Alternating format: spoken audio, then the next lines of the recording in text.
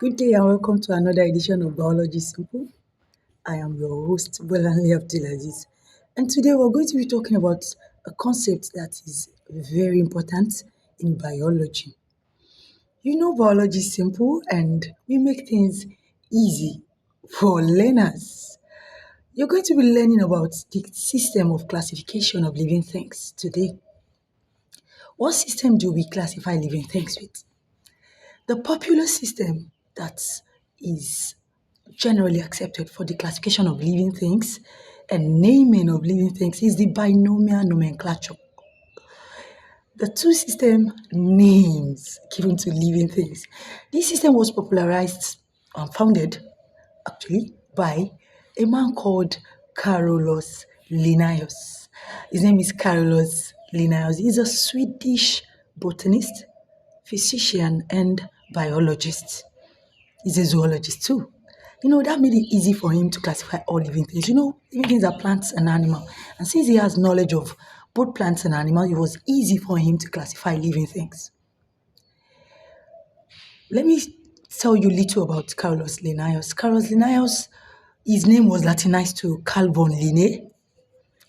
Latin, they love speaking their language a lot. So they had to Latinize his name to Carl von Linné. Carolus Linnaeus had sound knowledge of all living things. He decided that there should be a universal way of naming living things. He decided to give two names to each living thing. That is a generic name and a specific name. Imagine your name. You have a surname and a first name. So let's consider the generic name to be the surname, the last name of that organism, and the specific name to be the first name of that organism. Humans are Homo sapiens. Homo sapiens. So we have rice to be Oryza sativa, and we have yam to be Dioscorea species. We have different kinds of yam. We have white yam, we have yellow yam. So we have Dioscorea rotundata, we have Dioscorea cayennensis, we have Dioscorea alata, we have, you have siblings. Consider yourself one of your siblings.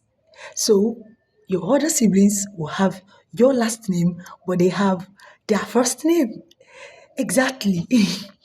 So Carolus Linnaeus lived from 1707 to 1778, and between this time he worked tirelessly to make sure that every living thing gets a name. First, he put all living things in kingdoms. We have 5 kingdoms. We have Kingdom Munera, Kingdom Protista, Kingdom Plantae, Kingdom Fungi, and Kingdom Animalia. 5 kingdoms. Kingdom Munera, Kingdom Protista, Kingdom Fungi, Kingdom Plantae, and Kingdom Animalia. Later, he went on to divide this kingdom into phylum. So what he did was kingdom, phylum, class, order, genera, species. That's how we put them. And for each phylum in the animal kingdom, we have corresponding division for plants. So instead of putting plants in phylums, we put plants in divisions. So that's a slight difference between the animal kingdom and the plant kingdom. Instead of putting plants in phylums, we put plants in divisions. I want you to understand that this system of classification is so simple and easy. It makes it uniform around the world to name organisms. If I say Oryza sativa, every science person in Nigeria, in Ghana, in USA, in Canada knows I'm talking about rice. And if I say Dioscorea species, they know I'm talking about yam.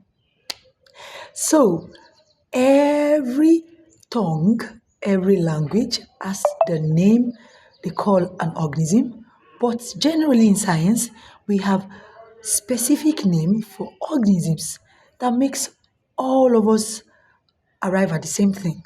It makes it easy for us to identify organisms, be it plant or animal. Thank you.